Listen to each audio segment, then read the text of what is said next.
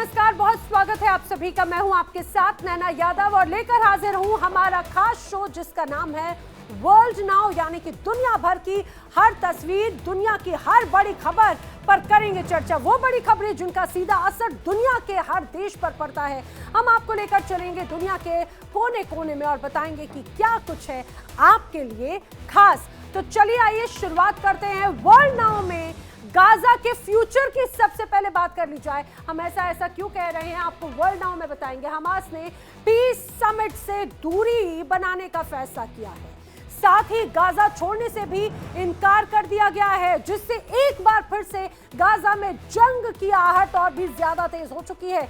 मिस्र में कल पीस समिट में ट्रंप के साथ साथ 20 देश समिट में शामिल होने वाले हैं। गाजा का भविष्य क्या होगा, इसको लेकर डील पर साइन होने वाली है, लेकिन हमास के इनकार से नेतन्याहू फिर से आग बबूला हो सकते हैं। आपको बताएंगे कि अगर ये डील नहीं होती है तो फिर आगे इजराइल अमेरिका का कदम आखिर क्या रहने वाला है। साथ ही आपको ये भी बताएंगे आखिर क्यों हमास को पीस प्लान से दिक्कत है। फिर आगे हम बात करेंगे नॉर्थ कोरिया के तानाशाह किम जोंग उन की। जी हाँ, किम जोंग उन, जिसके शक्ति प्रदर्शन ने अमेरिका साउथ कोरिया की नींद उड़ा कर रखी है। किम जोंग उन ने ऐसी मिसाइल दुनिया को दिखाई जो ट्रंप के घर तक पहुंच सकती है। आखिर कौन सी है वो मिसाइल, इसके बारे में बताएंगे आपको विस्तार से आगे।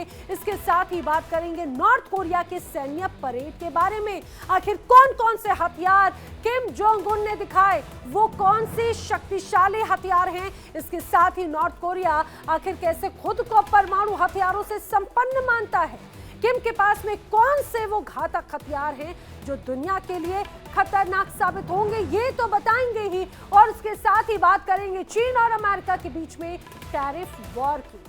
ट्रंप ने चीन पर टैरिफ लगा दिया तो चीन ने भी पलटवार करते हुए कहा कि भाई टैरिफ से हम नहीं डरते हैं। चीन और अमेरिका का ये ट्रेड वॉर आखिर कौन सा मोड़ आने वाले वक्त मिलेगा, ये आपको बताएंगे। साथ ही चीन पर टैरिफ से दुनिया की सप्लाई चेन भी क्या प्रभावित होगी, कैसे। इसके साथ ही बात करेंगे चीन के मैन्युफैक्चरिंग हब के बारे में, कैसे चीन दुनिया का सबसे बड़ा हब बन चुका है और दुनिया के देश चीन पर निर्भर हो गए हैं। और आखिर क्यों चाइनीज सामान सस्ता मिलता है, ये भी आगे आपको बताएंगे। और फिर बात होगी मैक्सिको की, जहां पर बाढ़ से हाहाकार है, बाढ़ का कहर नजर आता है। और बाढ़ के कहर में यहां पर बारिश ने मैक्सिको में जमकर कैसे कहर बरपाया है। कौन कौन से ऐसे इलाके हैं, कितने देश इसकी वजह से प्रभावित हुए हैं, बताएंगे। साथ ही देश, इसके साथ ही बांग्लादेश की बात होगी, अर्थव्यवस्था के बारे में बात करेंगे, कैसे मोहम्मद यूनुस ने बांग्लादेश की अर्थव्यवस्था को अंधेरे में धकेल दिया। बांग्लादेश की इकोनॉमी आखिर क्यों खराब हुई, इसके बारे में भी बात करेंगे। यूनुस के शासन में बांग्लादेश ने सिर्फ आर्थिक मंदी का सामना कर रही है क्या, आने वाले वक्त में बांग्लादेश का क्या हाल होगा, ये वो सभी खबरें आगे पूरी तरह से विस्तार से बताएंगे। और वर्ल्ड नाउ में बने रहिए एंड तक, एक एक खबर विस्तार के साथ में। चलिए अब शुरुआत करती हूँ वर्ल्ड नाउ में। सबसे पहले बात कर लेते हैं गाजा की।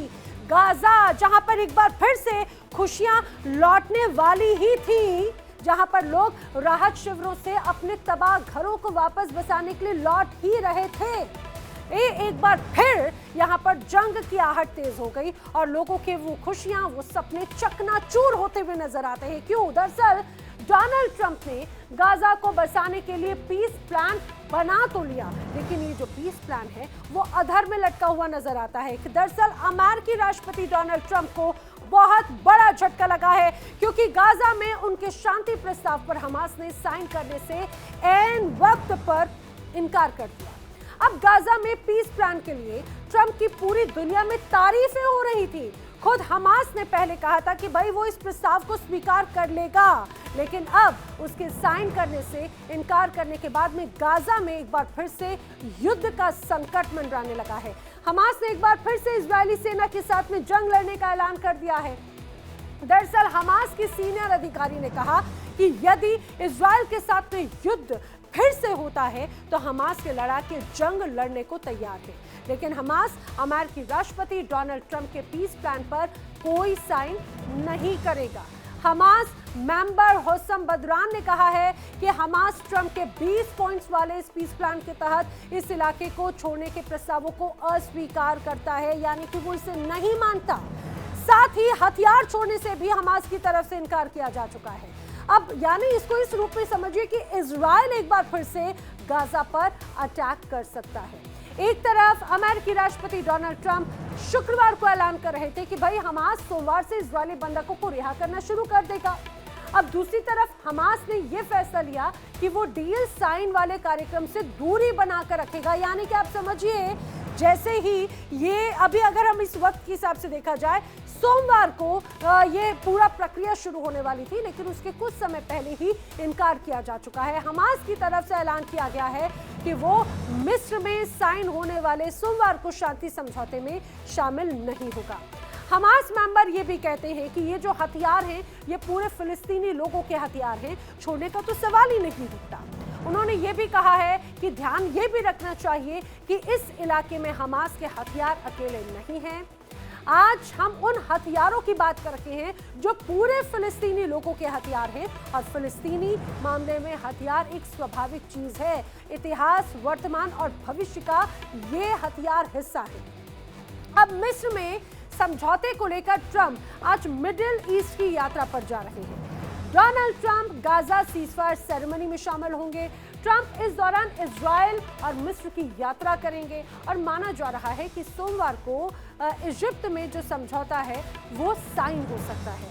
अब डोनाल्ड ट्रंप तेल अवीव भी पहुंचेंगे। यहां पर वो इजराइल के प्रधानमंत्री बेंजामिन नेतन्याहू से मुलाकात करेंगे और संसद नेसिस को एक तरह से संबोधित करेंगे। इसके साथ ही ट्रंप यहां पर बंधक परिवारों से भी मुलाकात करेंगे और इसके बाद में वो मिस्र के शर्म अल शेख भी जाने वाले हैं। राष्ट्रपति डोनाल्ड ट्रंप ये यात्रा उस समय कर रहे हैं जब गाजा पीस प्लान के तहत हमास की तरफ से बंधकों को रिहा करने की समय सीमा एक तरह से पूरी हो रही है। ट्रंप ऐलान पहले ही कर चुके थे कि भाई हमास सोमवार से बंदियों को रिहा करना शुरू कर देगा। समझौते के तहत हमास को सुबह 10 बजे जो भारत का समय है, भारतीय समय अनुसार, उससे पहले इजराइल की तरफ से बंदी बनाए गए करीब 2000 फिलिस्तीनी कैदियों के बदले में 20 जिंदा बंदियों को रिहा करना होगा। अब समझिए, हमास ने गाजा पर नियंत्रण स्थापित करने के लिए 7000 लड़ाकों को वापस बुला लिया है। जी हां, क्योंकि इजरायली सेना की वापसी के बाद में आंतरिक हिंसा एक बार फिर से शुरू हो सकती है, ऐसी आशंका जताई जा रही है। हमास गाजा छोड़ने से इनकार कर रहा है, जो ट्रंप के पीस प्लान का एक बेहद अहम हिस्सा था। हमास के इनकार से अब आखिर आगे क्या होगा ये भी आपको समझना चाहिए कि अब हमास अगर इनकार करता है तो आखिर क्या होने वाला है। समझिए, इजराइल बंधकों का अब क्या होगा। हमास का पीस से इनकार अगर है तो लोगों के मन में, जहन में बार बार यही बात थी कि इजरायली बंधकों का आखिर अब क्या होगा। क्या संघर्ष विराम अब आखिरी युद्ध में बदल जाएगा, इस बात को भी समझना बहुत जरूरी है, क्योंकि पिछले काफी लंबे वक्त से यहाँ पर संघर्ष चल रहा था और जब पीस प्लान पर सिग्नेचर की बात हुई, संघर्ष विराम की बातचीत हुई, तो माना जा रहा था कि अब पिछले कई सालों से हमास और इजराइल के बीच में जो स्थिति है उसके बाद में स्थिति बदलेगी। अमेरिका और इजराइल की अब आगे की रणनीति क्या है, हमास का भविष्य क्या होगा, बार बार यही सवाल है। तो हमास ने जब पीस से इनकार किया तो बार बार सवाल कि आखिर अब हमास का भविष्य क्या होगा, क्योंकि अब इजराइल और भी ज्यादा आक्रामकता से अटैक कर सकता है और जाहिर सी बात है उसमें अमेरिका भी समर्थन कर सकता है, क्योंकि एक तरह से शुरुआत यही कहा जाए कि इसमें मध्यस्थता अमेरिका की तरफ से की गई, पहले तो माने और उसके बाद में इनकार। आखिर क्या वजह है। प्रधानमंत्री बेंजामिन नेतन्याहू, जिन्होंने युद्ध विराम को एक तरफा तौर पर खत्म कर दिया था, उन्होंने कहा था कि अगर हमास हथियार छोड़ने में विफल रहता है तो इजराइल अपने हमले फिर से शुरू कर सकता है। हालांकि कल इजिप्ट में इस पीस समिट में इसी पर ही ये चर्चा भी होनी है। पीस समिट में शामिल होने के लिए पीएम मोदी भी, उनको भी न्योता दिया गया है। हालांकि पीएम मोदी मिस्र नहीं जाने वाले हैं। इस बैठक की अध्यक्षता मिस्र के राष्ट्रपति अब्देल फतह अल सीसी और अमेरिकी राष्ट्रपति डोनाल्ड ट्रंप खुद करने वाले हैं। समझिए, इसमें 20 से ज्यादा देशों के नेताओं के शामिल होने का अभी तक अनुमान लगाया जा रहा है और इनका मकसद गाजा पट्टी में युद्ध समाप्त करना है। आपको ये बताते हैं कि इस पीस समिट में आखिर कौन कौन से देश शामिल होंगे या फिर जिन्हें न्योता दिया गया है। मैं आपको बता देती हूँ, ये वो देश हैं जिन्हें न्योता दिया गया है। ब्रिटेन इसमें शामिल है, France, Italy, Germany, Spain, Japan, तुर्की, यूएई, ये वो देश हैं जिन्हें न्योता मिला है। इसके अलावा सऊदी अरब, कतर, बहरीन, पाकिस्तान का भी नाम शामिल है, इंडोनेशिया, हंगरी, ग्रीस, आर्मेनिया का भी नाम शामिल है। ऐसी कुल 20 कंट्रीज हैं, और Azerbaijan, Cyprus, Canada, Kuwait, Iran, Jordan, यूरोपीय यूनियन और साथ ही साथ भारत को भी न्योता मिला है। तो ये वो देश हैं जिन्हें न्योता मिला है, और कई ऐसे देश हैं जो इस दौरान शामिल होंगे और कई ऐसे देश हैं जो शायद शामिल ना हो पाए। पीस समिट के बाद में सवाल सभी के मन में बार बार एक ही, क्या इजराइल हमास के बीच का संघर्ष अब खत्म हो जाएगा? क्योंकि इजराइल के पीएम नेतन्याहू तो ट्रंप के पीस प्लान पर तुरंत राजी हो गए थे, जो 20 सूत्री मांगे आई थी, आपको याद होगा, और ना ही उन्होंने प्लान में बदलाव की बात कही। लेकिन यहां पर अगर बात गाजा की तरफ से की जाए तो हमास पीस प्लान पर सहमत है, लेकिन कुछ शर्तों के साथ में। कुछ शर्तों पर वो बात करना चाहता था। हमास ने पूरी तरह से डील को नहीं माना और डील के कुछ पॉइंट्स पर एतराज भी जताए गए। अब हमास ने पीस प्लान को बकवास करार बताया है। सबसे पहले आप ये समझिए कि आखिर डील के ऐसे कौन कौन से पॉइंट्स हैं जिन पर हमास को एतराज है। मैं आपको समझाती हूँ। दरअसल जो बड़ी बातें हैं इन 20 पॉइंट्स में, उसमें कहा गया कि भाई हमास को पूरी तरह से हथियार डालने होंगे, और इस पर हमास तैयार नहीं है, वो पूरी तरह से हथियार डालना स्वीकार नहीं कर रहा है। दूसरा जो एक बड़ी नाराजगी का मेन मुद्दा है, उसमें हथियार उनके लिए रणनीतिक शक्ति का हिस्सा है। वो ये बार बार कहते हैं कि पूरी तरह से हमास अपने शस्त्रों को नहीं डालेगा। अब समझिए 72 घंटों में बंधकों की रिहाई पर भी आपत्ति यहाँ पर जताई गई है हमास की तरफ से, जो एक समय सीमा जारी की गई थी इस पूरे 20 पॉइंट्स में। वहीं बोर्ड ऑफ पीस का प्रस्ताव भी स्वीकार नहीं कर रहा है हमास। वहीं बोर्ड में गैर फिलिस्तीनी हस्तियों पर एतराज लगातार हमास की तरफ से जताया गया। उसने कहा कि भाई अगर हमारी बात हो रही है तो इसमें फिलिस्तीनी लोग क्यों नहीं हैं? गाजा के फैसले फिलिस्तीनियों के हाथ में ही रहे, ये मांग बार बार हमास की तरफ से, गाजा की तरफ से कही गई। दूसरी महत्वपूर्ण बात ये, विदेशी सैन्य नियंत्रण पर भी हमास को आपत्ति है। गाजा के अधिकारों को, गाजा के शासन पर राष्ट्रीय सहमति होना चाहिए, ये बात भी गाजा की तरफ से कही गई, हमास की तरफ से कही गई है। और समझिए अभी भी हमास का रुख यही है कि हमास हथियार नहीं छोड़ेगा, और साथ ही अब हमास का कहना है कि वो गाजा छोड़कर कहीं नहीं जाने वाला है। पहले ट्रंप की धमकी और उसके बाद में दबाव के चलते हमास ने कुछ शर्तों के साथ में डील को स्वीकार तो कर लिया था, लेकिन अब कुछ शर्तों पर बात नहीं बनती नजर आती। गाजा पीस प्लान पर पहले चरण में हमास में सहमति जता दी गई थी, तो प्रस्तावित समझौतों का पहला चरण लागू कर दिया गया था। इजराइल ने अपनी सेना की कुछ टुकड़ियों को वापस बुला लिया है और साथ ही फिलिस्तीनियों को रिहा कर दिया है। हजारों फिलिस्तीनी बॉर्डर के रास्ते गाजा गए और अपने परिजनों से मुलाकात भी करने के लिए पहुंचे, लेकिन अब हमास ने ये कहते हुए शांति समझौता अस्वीकार कर दिया कि वो गाजा को छोड़कर कहीं नहीं जाएंगे और हथियार भी वो नहीं डालेंगे। उन्हें ये बिल्कुल मंजूर नहीं है। अब आगे आखिर होगा क्या? पहले चरण में किन चीजों को लेकर फैसला हुआ, आइए आपको ये भी बता देती हूँ। दरअसल पहला चरण, क्योंकि जिस तरह से मिस्र में अलग अलग चरणों पर चर्चा हुई थी, उसमें पहले चरण में हुआ युद्ध विराम की शुरुआत हुई। जो दोनों देशों में जो बड़े स्तर पर युद्ध हो रहा था उसमें विराम लगा।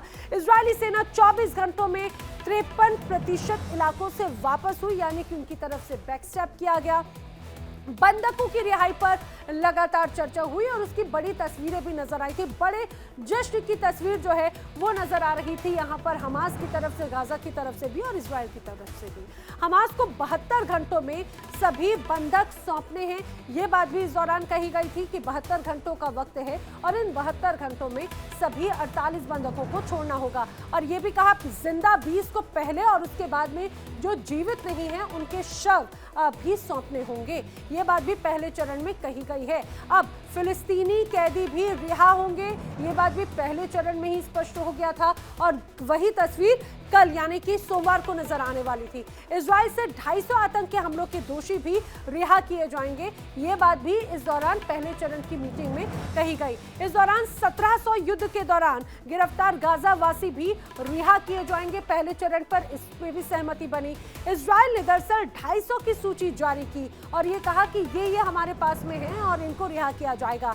वहीं दूसरी तरफ पहले चरण में यह भी तय हुआ कि गाजा को शुरुआत में मानवीय सहायता जरूर दी जाएगी, क्योंकि गाजा 80% से ज्यादा नष्ट हो चुका है। यह भी कहा गया कि 1,70,000 मीट्रिक टन खाना और दवा तैयार की गई है, जो कि गाजा वासियों को दी जाएंगी और गाजा के पुनर्निर्माण के लिए एक तरह से जरूरी होगा। यूएन ने भी भुखमरी कम करने का एक तरह से वादा पहले चरण के दौरान किया। यहाँ पर जिस तरह से हमने देखा था कि गाजा की स्थिति बहुत खराब है, उसमें लोगों की मदद की जाएगी और यहाँ पर 7 लाख बच्चों के लिए स्कूल भी खोले जाएंगे, क्योंकि जिस तरह से गाजा में स्कूल, अस्पताल, सारी बेसिक एमिनिटीज जो हैं वो ध्वस्त हो चुकी हैं। शवों को ढूंढने के लिए टास्क फोर्स बनाने की भी बात इस दौरान इस पहले चरण की मीटिंग में कही गई थी कि इस दौरान इस युद्ध में कई लोग जो है मारे जा चुके हैं। आखिर उनके शवों का क्या हाल है, आखिर वो शव कहाँ हैं, उनको भी बाकायदा ढूंढा जाएगा और उसके बाद में उन शवों को उनके अपनों को सौंपा जाएगा।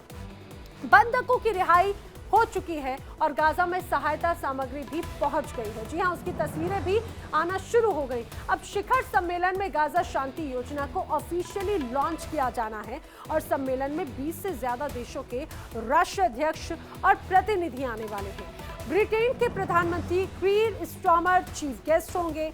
अमेरिका ने ईरान को भी इस शिखर सम्मेलन में आमंत्रित किया है, लेकिन इजराइल के प्रतिनिधि इस शिखर सम्मेलन में हिस्सा नहीं लेने वाले हैं और अब हमास ने भी हिस्सा लेने से क्लियर कट इनकार कर दिया है, क्लियर कट मना कर दिया है।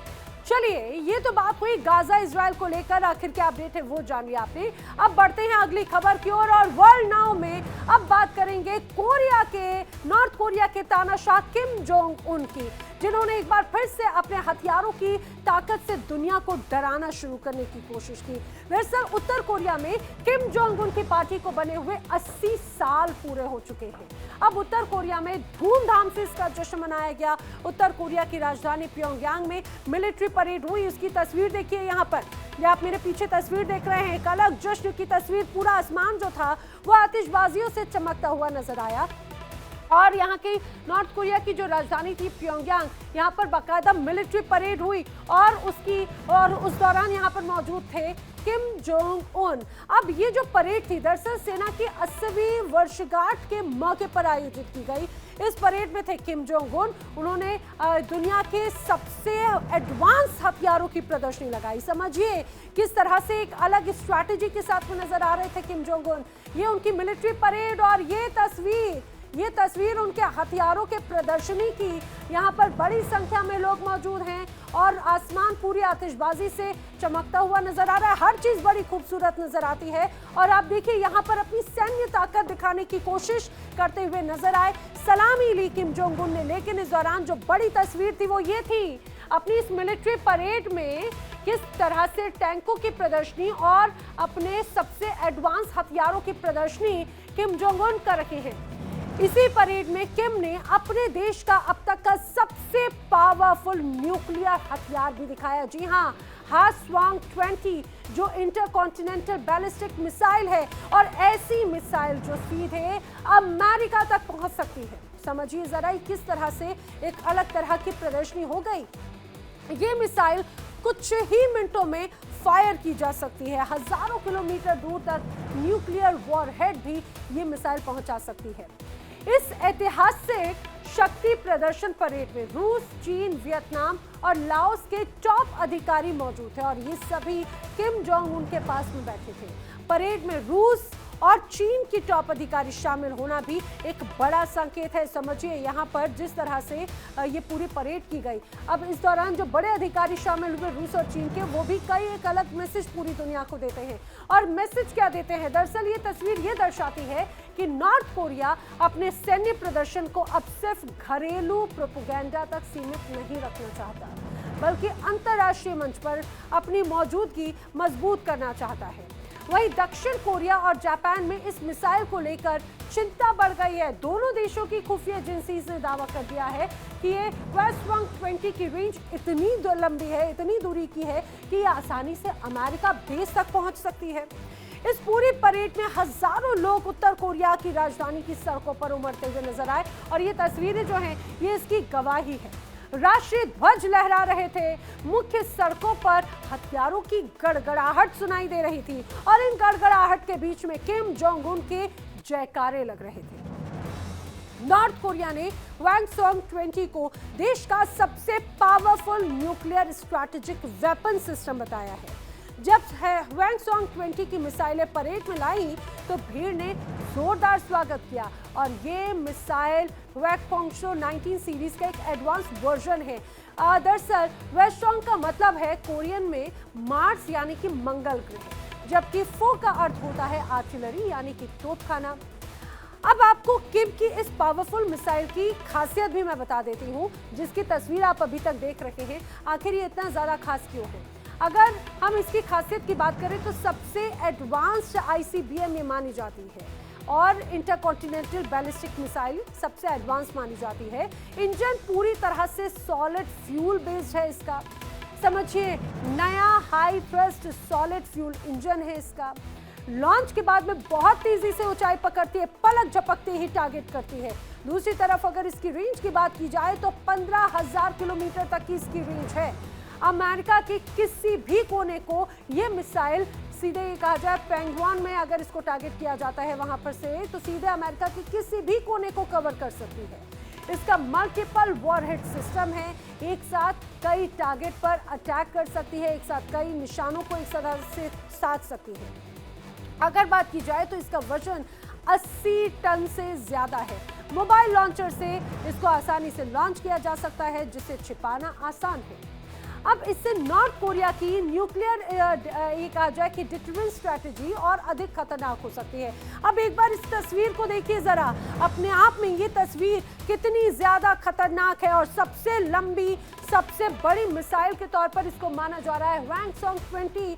ये अब ये माना जाए कि अभी तक नॉर्थ कोरिया अपने इन हथियारों की प्रदर्शनी अपने ही देश में प्रोपेगेंडा के लिए जरूर इस्तेमाल करता था, लेकिन अब देखिए किम जोंग उन का ये एक अलग तरीका, क्या ये एक नए युद्ध का एक संकेत है और ये सीधे सीधे चेतावनी है अमेरिका को। अमेरिका सुपर पावर, लेकिन किम जोंग उन कह रहे हैं कि भाई सुपर पावर आप थे, लेकिन अब देखिए क्या है। ये आपको जिस तरह से एक लंबी एक बड़ी बैलिस्टिक इंटरकॉन्टिनेंटल बैलिस्टिक मिसाइल नजर आती है जिसका नाम है ह्वांगसोंग 20, ये अपने आप में कई टारगेट्स को एक साथ साध सकती है और सीधे अमेरिका के किसी भी कोने को टारगेट करके उसको पलक झपकते ही नष्ट कर सकती है। किम जोंग उन की परेड में रूस चीन के नेताओं का शामिल होना भी नए रिश्तों को दर्शाता है। ये दर्शाता है उत्तर कोरिया रूस चीन से अब करीब आ रहा है। किम जोंग उन हाल ही के महीनों में आपको याद होगा कुछ समय पहले चीन गए, रूस के साथ में भी लगातार बैठकें करते हुए नजर आए। हाल ही में बीजिंग में शी जिनपिंग और व्लादिमीर पुतिन के साथ में उन्होंने मंच साझा किया था। किम अब खुद को अमेरिका विरोधी के नेता के रूप में स्थापित करना चाहते हैं। किम जोंग उन ने अमेरिका से बातचीत 2019 के बाद में नहीं की, बल्कि राष्ट्रपति डोनाल्ड ट्रंप ने फिर से जब बैठक में रुचि दिखाई, लेकिन किम ने साफ साफ इनकार कर दिया कि वो अब तब ही मिलेंगे जब अमेरिका उनके परमाणु कार्यक्रम पर दबाव नहीं डालेगा। किम अपनी शर्त पर पूरी तरह से अड़े हुए हैं। किम ने ये भी चेतावनी दे दी कि अगर अमेरिका ने कोरियाई द्वीप पर सैन्य मौजूदगी बढ़ाई तो उत्तर कोरिया सशस्त्र कार्रवाई से पीछे नहीं हटने वाला है। उत्तर कोरिया ने लेटेस्ट तकनीक का प्रदर्शन किया, जिसमें लंबी दूरी की cruise missile, drone launch vehicle और ground to air missile system भी शामिल थे। 600 mm nuclear capable multiple launch rocket system, नई ड्रोन यूनिट्स जो बगैर पायलट के हमला कर सकती है, हाइपरसोनिक ग्लाइड व्हीकल से लैस छोटी दूरी की मिसाइल भी इसमें शामिल थी। परेड में शामिल हथियारों में हाइपरसोनिक ग्लाइड व्हीकल भी शामिल था। इसके अलावा आखिर कौन कौन से हथियार थे वो भी आइए मैं आपको बताती हूँ। आखिर कौन कौन से घातक हथियार इस पूरी परेड में शामिल थे आप समझिए। इसमें थे ह्वांगसोंग 11MA यानी कि छोटी दूरी की बैलिस्टिक मिसाइल, रूस की इस्कांदर मिसाइल पर एक तरह से आधारित है। 11MA मॉडल में जो नया वॉरहेड है बूस्ट ग्लाइड व्हीकल के साथ में इसे लॉन्च किया जा सकता है, ये इसे और खास बनाता है और माना जा रहा है बहुत ही जल्द इसे लॉन्च किया जा सकता है। हवा में सीधे रास्ते पर ये नहीं जाती, बल्कि दुश्मन इसे रडार में पकड़ भी नहीं पाता। दुश्मन को किस तरह से चकमा देना है ये इसकी खासियत है इस 11MA की। 2021 से कोरिया हाइपरसोनिक ग्लाइड व्हीकल का परीक्षण लगातार करता रहा है। अब इसके अलावा चोनमा 3 टैंक भी इसमें शामिल है। उत्तर कोरिया का नया मुख्य टैंक इसे माना जाता है, जो कि 125 मिलीमीटर तोप, एंटी एयरक्राफ्ट मशीन गन इसकी खासियत है। 2 एंटी टैंक मिसाइल लॉन्चर इसमें लगे हुए हैं। टैंक के चारों तरफ एक कवच है जिससे ये ज्यादा सुरक्षित है। इसमें धुआं छोड़ने वाले ग्रेनेड भी हैं, जिससे दुश्मन को देखने में मुश्किल होती है। वहीं टैंक में दुश्मन की मिसाइल को तबाह करने वाला सिस्टम भी शामिल है। मोबाइल कामिकाजे ड्रोन की भी बात कर लें, वो भी इस दौरान शामिल थी। Mobile kamikaze drone launcher system है जो बख्तरबंद गाड़ी के चेसिस पर लगाया गया है और इसमें 6 छोटे टैक्टिकल ड्रोन रखे जाते हैं जिनकी रेंज तकरीबन 100 किलोमीटर से ज्यादा है। ड्रोन में वीडियो निगरानी सिस्टम लगा होता है। फ्रंट लाइन पर इस्तेमाल भी इसे बाकायदा किया जा सकता है। इसके अलावा इस पूरे घातक हथियारों के बेड़े में सेल्फ प्रोपेल्ड आर्टिलरी भी शामिल था। दरअसल रूस के MS-3AS होवित्जर से मिलता जुलता एक तरह से इसका स्वरूप माना जाता है। वहीं व्हील बेस पर इसे लगाया जाता है और जो जल्दी ही जगह बदल सकने में सक्षम होता है। इसमें क्रू की सुरक्षा के लिए खास टावर हैं। रॉकेट असिस्टेड प्रोजेक्टाइल फायर कर सकता है। इसमें बड़ा गन बैरल होता है। साथ ही साउथ कोरिया के सोल तक इसका निशाना हो सकता है। अब 2025 रैंकिंग के अनुसार रूस और चीन के बाद में उत्तर कोरिया के पास में दुनिया का चौथा सबसे बड़ा सेल्फ प्रोपेल्ड गन बेड़ा है। इसके पास में लगभग 2500 के आसपास ऐसे हथियार माने जाते हैं और इसी की वजह से अब अपने आप को एक अलग रूप में बनाने की कोशिश लगातार नॉर्थ कोरिया या किम जोंग उन की तरफ से की जा रही है। उत्तर कोरिया के सनकी तानाशाह किम जोंग उन को ऐसे ही सनकी नहीं कहा गया। उसकी सनक पूरी दुनिया में मशहूर है, कई दशकों से मशहूर है। किम जोंग उन अक्सर अमेरिका को परमाणु हमले की चेतावनी देता रहा है। नॉर्थ कोरिया बार बार खुद को परमाणु हथियारों वाला देश बताता है। किम जोंग उन समय समय पर परमाणु हथियारों की टेस्टिंग भी लगातार करते रहे हैं।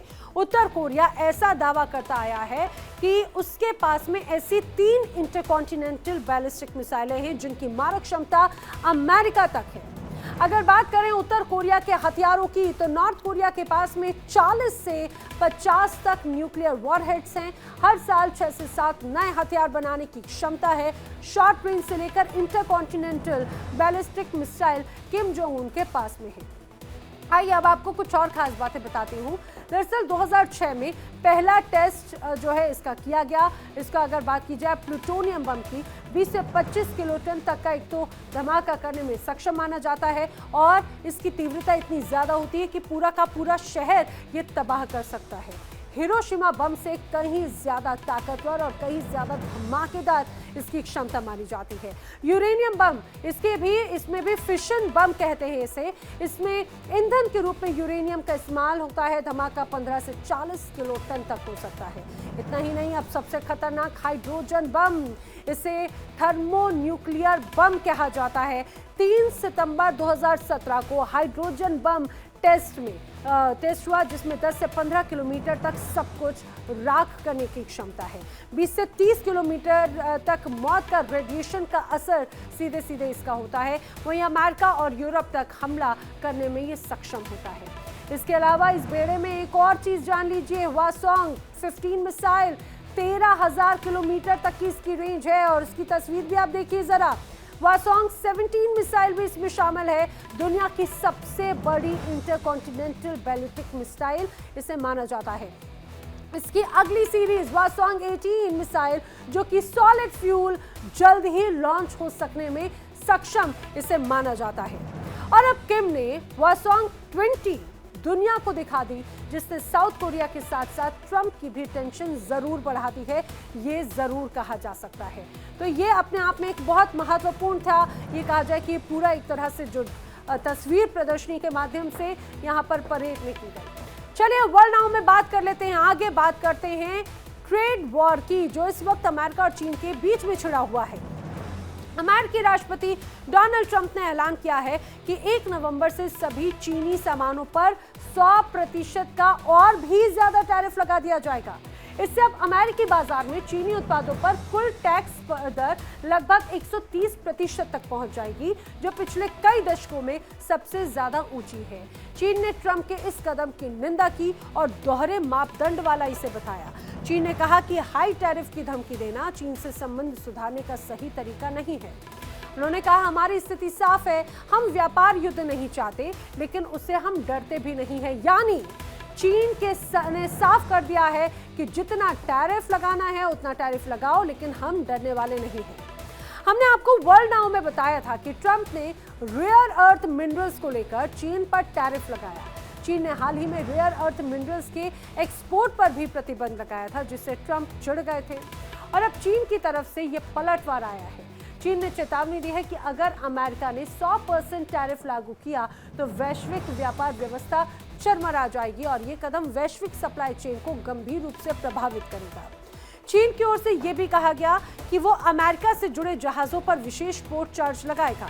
इस कदम को नए अमेरिकी टैरिफ के जवाब में एक कार्रवाई बताया था। चीन ने चेतावनी देते हुए कहा कि अमेरिका अपने रुख पर कायम रहता है तो चीन अपने वैध हथियारों, अधिकारों और हितों की रक्षा के लिए जरूरी कदम भी उठाने से पीछे नहीं हटेगा। और समझिए, जब से ट्रंप ने टैरिफ लगाने का नाम लिया तब से कई बार चीन पर टैरिफ बढ़ाया भी और कम भी किया गया। चीन पर पहले 20% टैरिफ था, लेकिन ट्रंप इसे लगातार बदलते रहे। सबसे पहले आपको चीन अमेरिका के बीच में टैरिफ की टाइमलाइन में बता देती हूं। दरअसल 2 अप्रैल को ट्रंप ने चीन पर 34% एक्स्ट्रा टैरिफ लगाया था। इसके बाद में अगर बात की जाए तो कुल टैरिफ 54% हो गया। पहले जो था उसके बाद में फिर उसको बढ़ाकर 34% और बढ़ाया तो 54% हुआ। उसके कुछ दिनों के बाद में 2 दिन के बाद चीन ने अमेरिका पर 34% जवाबी टैरिफ लगा दिया, यानी कि अमेरिका का टैरिफ जवाब चीन का। अब 9 अप्रैल को क्या हुआ, चीन पर 50% एक्स्ट्रा टैरिफ अमेरिका की तरफ से लगा दिया गया। ये कुछ ही दिनों के अंदर की बात है। तो चीन पर कुल मिलाकर 104% यानी कि 104% का टैरिफ लगा दिया गया। अब हुआ ये कि चीन ने भी उसके बाद में ये टैरिफ रिटेलिएशन किया और 50% टैरिफ अमेरिका पर बढ़ा दिया, अमेरिका की वस्तुओं पर। ये 9 अप्रैल को ही हुआ है। कुल मिलाकर चीन की तरफ से 84% टैरिफ 9 अप्रैल तक अमेरिका पर लगा दिया गया था और अमेरिका ने 104% चीन पर टैरिफ लगाया था। अब 10 अप्रैल को अमेरिका ने चीन पर और भी ज्यादा टैरिफ लगाते हुए 20% फेंटेनाइल टैरिफ लगा दिया। अब इसको समझिए कि ये एक और टैरिफ का प्रभाव पड़ा। चीन पर कुल मिलाकर टैरिफ अब तक अगर देखा जाए तो 145% है, 145%। अब 11 मई को हुआ कि स्विट्जरलैंड में बाकायदा इसको लेकर चर्चा हुई, टैरिफ पर समझौता हुआ। ये 11 मई की बात है। 11 मई से अभी तक तस्वीर अलग है। दोनों देशों ने 115% टैरिफ कम करने की एक तरह से घोषणा की, बाकायदा स्विट्जरलैंड के हस्तक्षेप के बाद में। चीन पर टैरिफ 90 दिनों के लिए टाल दिया गया, लेकिन पूरी तरह से राहत नहीं दी गई। और 12 अगस्त को जब चीन पर एक तरह से 90 दिनों के लिए टैरिफ डाला गया और काफ़ी हद तक उसे कम करने की कोशिश की, लेकिन ट्रंप ने 100% टैरिफ लगाने का उसके बाद में 11 अक्टूबर को फिर से ऐलान कर दिया। यानी कि बहुत ज़्यादा तस्वीर नहीं बदली, 100% टैरिफ चीन पर लागू किया जा चुका है। 11 अक्टूबर को 1 नवंबर से 130% टैरिफ लगेगा, ये स्पष्ट किया गया। यानी कि टैरिफ वॉर लगातार बढ़ता हुआ नजर आया। अब रेयर अर्थ पर चीन के कंट्रोल से तो ट्रंप गुस्से में है ही, लेकिन बहुत सी ऐसी चीजें हैं जिनमें चीन का अभी भी दबदबा है पूरी दुनिया में, इसमें कोई दो राय नहीं और ये बाकायदा अमेरिका भी जानता है। चीन आज दुनिया का सबसे बड़ा मैन्युफैक्चरिंग हब है, क्योंकि यहाँ पर दुनिया का लगभग 28.7% मैन्युफैक्चरिंग आउटपुट होता है, जो अमेरिका और यूरोप के बराबर है।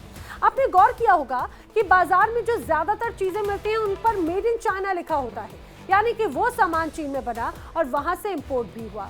बच्चों के छोटे खिलौने हो या फिर बड़ी बड़ी मशीनें, उनके कंपोनेंट्स सब कुछ चीन में बनाए जाते हैं और सस्ता होने की वजह से पूरी दुनिया चीन का सामान खरीदती भी है। और यही कारण है कि चीन दुनिया के मैन्युफैक्चरिंग हब में शामिल है और उसमें सबसे टॉप पर है। साल 2020 में जब कोरोना वायरस फैला तो दुनिया पर इसका बहुत बुरा असर पड़ा।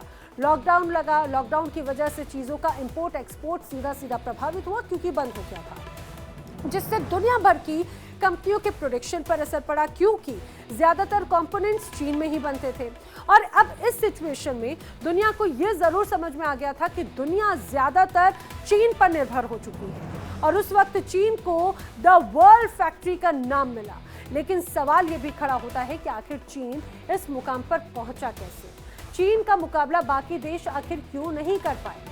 उसकी भी वजह है, मैं आपको बताती हूँ। दरअसल दुनिया चीन से इसीलिए सामान खरीदती है क्योंकि चीन सामान काफी सस्ता बेचता है। हालांकि चीनी सामान पर काफी ज्यादा टैक्स भी लगता है, लेकिन उसके बावजूद बाकी देशों के मुकाबले ये एक तरह से सस्ता ही पड़ता है, और इसीलिए कंपनियां चीन से सामान खरीदना ज्यादा प्रेफर करती है।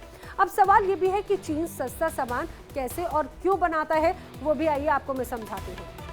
दरअसल चीन मैन्युफैक्चरिंग हब कैसे बना, इसको समझते हैं। सबसे पहले 1978 में चीन ने दुनिया के लिए अपनी अर्थव्यवस्था खोली, विदेशी निवेश को आमंत्रित किया, और इससे उद्योग और नौकरियां बढ़ी। कुछ शहरों में तो खास नियम और टैक्स छूट दी गई बाकायदा।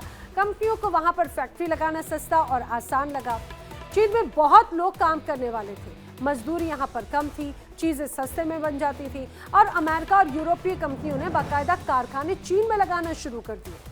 नई तकनीक और काम करने के तरीके भी यहाँ पर लेकर आए, और अब चीन विश्व व्यापार संगठन यानी कि WTO में गया तो सामान पर टैक्स कम हुआ। दुनिया भर में चीन का सामान बहुत आसानी से फ्लो होने लगा, आसानी से बिकने लगा। सरकार ने उद्योगों को सब्सिडी, आसान कर्ज और टैक्स छूट दी। इस पर एक्सपोर्ट के लिए भी यहाँ पर एक तरह से बेहतर नेटवर्क क्रिएट हुआ। अब उसके बाद में 1960 से पहले चीन की हालत ज्यादा अच्छी नहीं थी, समझिए। इसीलिए चीन ने स्टील मैन्युफैक्चरिंग की शुरुआत की और दुनिया के बाकी देशों को एक्सपोर्ट करना शुरू किया।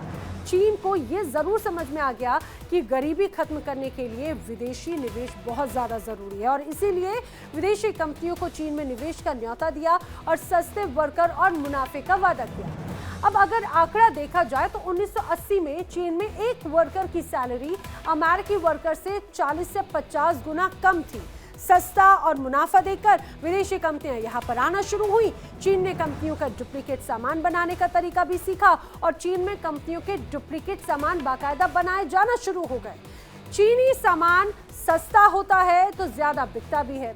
आपको बताते हैं कि चीन आखिर सामान सस्ता बेचता क्यों है और कैसे बनाता है। जैसे कि आप जानेंगे कि जनसंख्या के मामले में चीन दुनिया का सबसे बड़ा देश है। इस वक्त चीन की जनसंख्या 145 करोड़ है। जनसंख्या ज्यादा है तो चीन के लेबर्स की कमी नहीं है, वहीं पर लेबर की संख्या डिमांड से ज्यादा रहती है। चीन में चीजें सस्ती होने के पीछे के फैक्टर्स भी आपको समझने चाहिए कि आखिर किस तरह से यहाँ पर चीन में सामान इतना सस्ता क्यों बनता है। समझिए, इसका बहुत बड़ा कारण है सस्ता लेबर। चीन में काम करने के लिए यहाँ पर लोग बहुत ज्यादा हैं, बड़ी आबादी यहाँ पर है, इस वजह से यहाँ पर लेबर सस्ता मिल जाता है। लेबर को कम सैलरी में यहाँ पर कंपैरेटिवली बाकी अन्य देशों के मुकाबले तो ये दूसरे देशों को सस्ता पड़ता है। इससे फैक्ट्री का खर्च कम होता है क्योंकि यहाँ पर लेबर का प्राइस कम होता है। चीन में बड़ी बड़ी फैक्ट्रियां जो हैं वो स्थापित हो गई हैं, इस वजह से मास प्रोडक्शन यहाँ पर होता है। बड़े पैमाने पर प्रोडक्शन से प्रति आइटम लागत काफी ज्यादा कम हो जाती है। सस्ता लेबर, प्रोडक्शन, मैन्युफैक्चरिंग, सरकार का सहयोग। सरकार ने बिजनेस के लिए बाकायदा यहाँ पर लोगों को सब्सिडी देना शुरू की है, और सस्ता लोन और टैक्स में भी बाकायदा यहाँ पर छूट दी जाती है, और यही एक तरह से मॉडल चाइना का है। इससे कंपनियों का खर्च और भी ज्यादा घट जाता है। समझिए, यहाँ पर किस रूप में कच्चा माल, पार्ट्स और मशीनरी आसानी से उपलब्ध हो जाते हैं, तो उसकी सप्लाई चेन भी बहुत ज़्यादा इम्पैक्ट करती है। सामान बनाने और भेजने का खर्च भी अब यहाँ पर बहुत ज़्यादा कम माना जाता है, और चीन दुनिया का चौथा बड़ा देश माना जाता है। बड़ा एरिया यहाँ पर है, इसीलिए एरिया के हिसाब से भारत से 3 गुना ज़्यादा बड़ा है चाइना। यहाँ पर इस वजह से आप समझिए बड़ी बड़ी फैक्ट्रीज हैं। फैक्ट्री और प्लांट लगाने के लिए यहाँ पर जगह, स्पेस और व्यवस्थाएं बहुत आसानी से हो जाती हैं। अब पर्यावरण को लेकर यहाँ पर उतनी ज़्यादा सख्ती नहीं है। पेड़ों को काटने या फैक्ट्री लगाने में यहाँ पर उतनी ज़्यादा प्रॉब्लम नहीं होती जैसा कि अन्य देशों में या भारत में ही है। भारत में हम ज़्यादा ध्यान रखते हैं प्रकृति का, लेकिन चाइना में देखा होगा, चाइना में आपको ऐसा नज़र नहीं आता। हालांकि चीन में अब मजदूरी कम नहीं रही पहले जिस तरह से नजर आती थी। अब लोग पढ़ने लिखने लगे हैं और इस वजह से चीन में लेबर अब महंगी हो गई है, जिसके लिए चीन अब रोबोटिक्स पर एक तरह से शिफ्ट हो रहा है। चीन में लगभग हर तरह का सामान बनता है। चीन औद्योगिक उत्पादन में दुनिया में पहले स्थान पर है। आपको ये भी बताते हैं कि चीन में आखिर बनता क्या क्या है, चीन में क्या क्या सामान का निर्माण किया जाता है। देखिए, इलेक्ट्रॉनिक्स और तकनीक सबसे बड़ी ताकत है चीन की।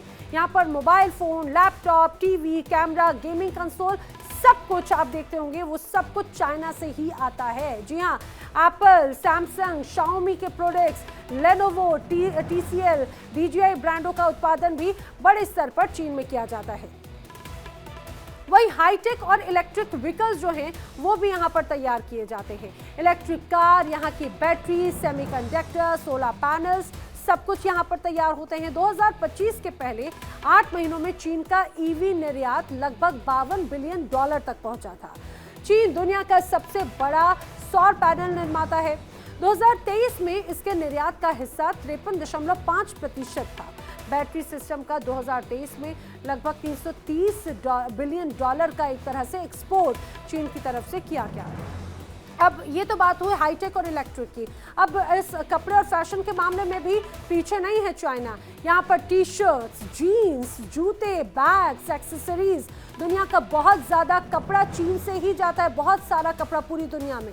अब मशीनरी और अगर इंडस्ट्री उपकरण की बात करें तो यहाँ पर कार, ऑटोमोबाइल्स और motor bikes, truck parts, factory machines, agricultural जो मशीनरी है वो, रोबोटिक उपकरण, सब कुछ चाइना में निर्माण किया जाता है।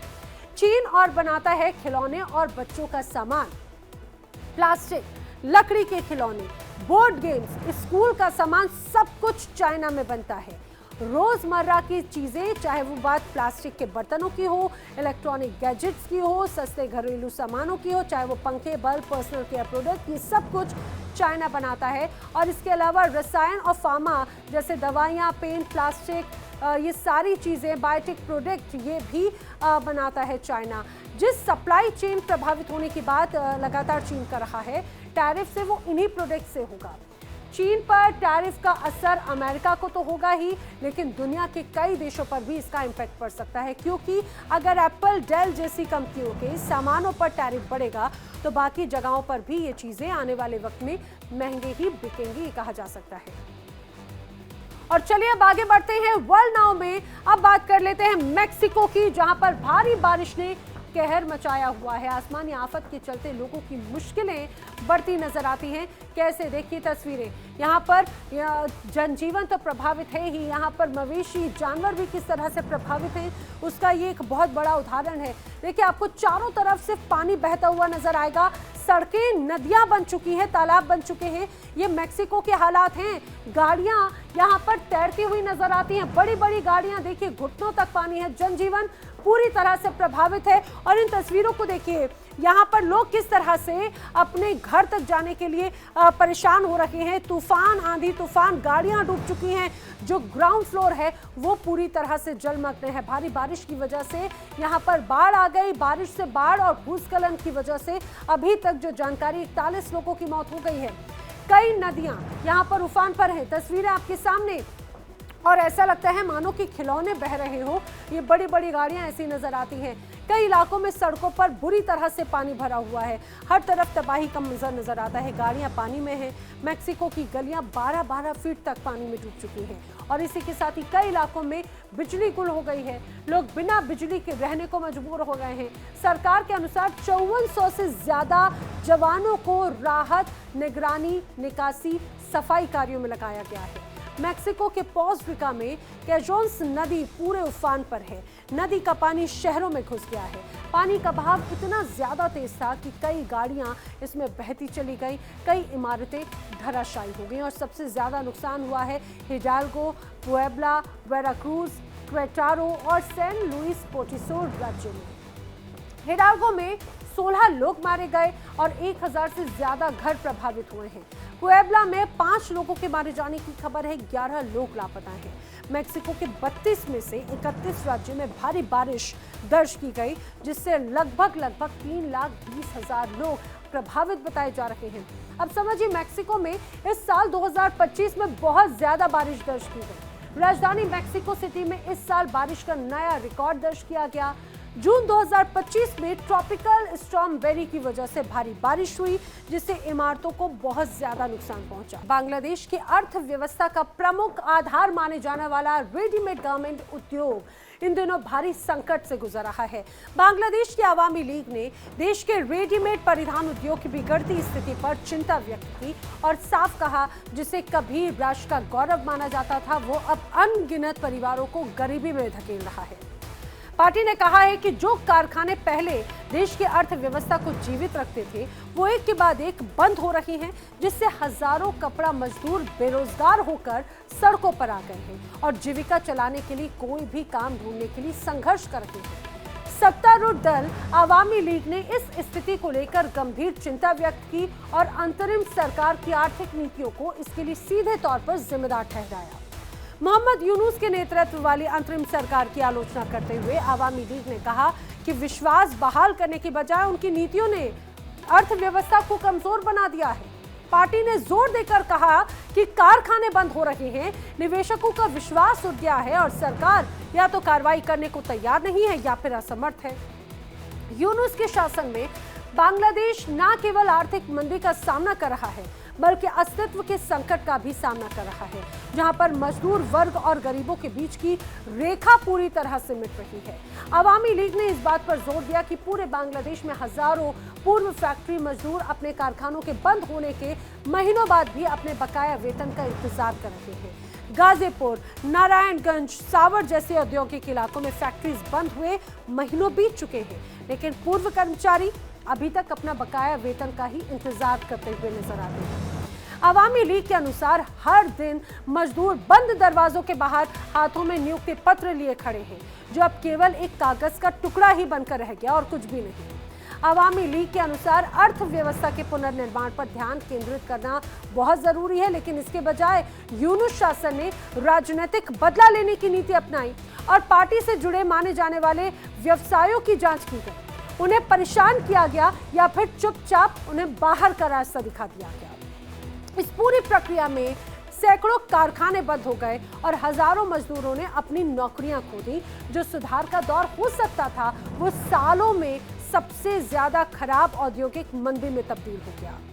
बात अगर करें बांग्लादेश की अर्थव्यवस्था की, तो 2024 में लगभग जीडीपी 450.12 अरब अमेरिकी डॉलर है। 2024 में बांग्लादेश की नॉमिनल जीडीपी अगर वृद्धि की बात की जाए तो 11.4% रही, जो 2023 में कहा जाए कि और भी ज्यादा अलग रही है। देश का सबसे ज्यादा एक्सपोर्ट एक तरह से कपड़ा व्यापार का अगर देखा जाए तो बांग्लादेश से होता था। 80% से ज्यादा निर्यात कपड़ा उद्योग से एक तरह से आता था बांग्लादेश में, लेकिन अभी स्थिति पूरी तरह से बदल चुकी है। लाखों लोग इस उद्योग में काम करते थे और बांग्लादेश का कपड़ा पूरी दुनिया में प्रसिद्ध था। खास करके यहाँ पर महिला कर्मचारी यहाँ की कपड़ा फैक्ट्रीज में बहुत आगे बढ़ चढ़कर काम करती थी। अमेरिका हो या यूरोप, सबसे बड़ा ग्राहक बांग्लादेश का कपड़े का एक तरह से यही देखा जाता था। तो इंडिया, कनाडा, ऑस्ट्रेलिया में भी बांग्लादेश से कपड़े लगातार निर्यात होते रहे थे, लेकिन बांग्लादेश में बड़ी फैक्ट्री और टेक्सटाइल मशीनें होने के बावजूद अभी बांग्लादेश की स्थिति बहुत ज्यादा बिगड़ती नजर आती है। बांग्लादेश का कपड़ा उद्योग 1970 से 1980 में बड़ा। शुरू में छोटी फैक्ट्रीज घरेलू स्तर पर कपड़े बनाए जाते थे, बाद में धीरे धीरे विदेशी कंपनियों ने निवेश करना शुरू किया। बांग्लादेश में मजदूरी बहुत कम रही और इसी वजह से कई बड़े ब्रांड्स जैसे H&M, आपने देखा होगा, ज़ारा, वॉलमार्ट अपने कपड़े यहीं पर बनवाते हैं। देश में 5000 से ज्यादा कपड़ा फैक्ट्रीज यहाँ पर हैं। कपड़ा उद्योग में लगभग 4 मिलियन लोग काम करते हैं, जिनमें 60 से 70% महिलाएं हैं। ये महिलाओं को रोजगार और आर्थिक स्वतंत्रता देता है। सरकार ने निर्यात बढ़ाने और फैक्ट्री सुरक्षा के लिए बाकायदा नियम बनाए। प्रशिक्षण, टेक्नोलॉजी सपोर्ट भी बाकायदा यहाँ पर दिया जाता है। बांग्लादेश को कई चीजें बाहर से खरीदनी जरूर पड़ती हैं, चाहे बात मशीनरी हो, कच्चा माल, पेट्रोलियम, ईंधन, इलेक्ट्रॉनिक्स, रसायन। घरेलू उत्पादन यहाँ पर कम है। उद्योग और फैक्ट्रियों को मशीनें और कच्चा माल चाहिए होता है, हालांकि लेकिन फिर भी बांग्लादेश की हालत अभी फिलहाल ठीक नजर नहीं आती। बांग्लादेश में गरीबी की स्थिति और भी ज्यादा गंभीर बनती हुई नजर आती है। देश की गरीबी दर लगभग 28% है। समझिए, ये 28% अगर इसका होना, जिसका मतलब ये है कि अधिकतर आबादी गरीबी रेखा के नीचे जीवन यापन कर रही है। बेरोजगारी दर 8% से ज्यादा है और सैकड़ों कारखाने बंद होने की वजह से लाखों लोग बेरोजगार हो गए हैं। 2025 में सबसे ज्यादा गरीबी 9.3% तक बढ़ने की आशंका है, जिससे करीब 30 लाख लोग और गरीबी की कगार पर आ जाएंगे। बांग्लादेश ने 1991 और 2017 के बीच गरीबी दर को 44.2% से घटाकर 13.8% तक लाने में शानदार सफलता हासिल की थी। 2019 तक गरीबी रेखा के नीचे रहने वाली आबादी 20.5% थी, लेकिन कोविड महामारी में आर्थिक उतार चढ़ाव ने गरीबी का स्तर बढ़ा दिया था, इसमें कोई शक नहीं। वर्ल्ड बैंक के अनुसार 2024-25 में बांग्लादेश में गरीबी दर बढ़कर 21.2% हो गई, जो एक साल पहले 20.5% थी। और अब अगर कपड़ा उद्योग प्रभावित हो रहा है तो यकीन मानिए बांग्लादेश की अर्थव्यवस्था यहां पर जरूर चरमराती हुई नजर आती है।